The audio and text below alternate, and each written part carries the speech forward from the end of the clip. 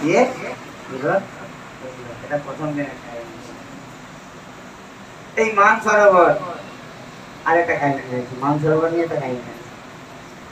একবার মহাদেব, আমাদের যত কৃষ্ণ লীলা আছে তার মধ্যে সবচেয়ে মনোরম লীলা কি?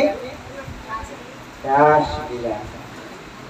তাই কথা না বলে আস্তে আস্তে সই করে দেবে, কথা বলবে না, রাসলীলা। তাই মহাদেব অনেক দিনের আশা ভগবানের রাসলীলায় অংশগ্রহণ করবে, ভগবানের রাসলীলায় অংশগ্রহণ করবে। কিন্তু আস্তে আস্তে বড় ভুঁড়ি পেট আর গলায় তো বিরাট সবসময় চাপ, 8 ঘন্টা ঘুরছে। আর রাসমঞ্চে কোন পুরুষের প্রবেশ করছে।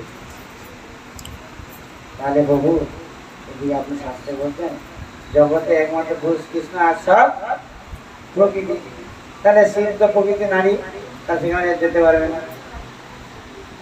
আমরা একটা আত্মা, জীবাত্মা, তো বড় জীবাত্মা একটা শরীর পেয়েছে, পুরুষ শরীর স্ত্রী শরীর, কিন্তু আমরা প্রকৃতপক্ষে আমরা কোনো পুরুষ পুরুষ নারী নয়, একলা ঈশ্বর কৃষ্ণ আর সব নিত্য। সেটা আমাদের ভুলতে অনেক, যতক্ষণ আমরা বুঝতে পারছি ততক্ষণ আমার নারী ঘুরে ভেদাভেদ বলতে পারবে। যেমন আমাদের নিত্যানন্দ বলছি, নিত্যানন্দ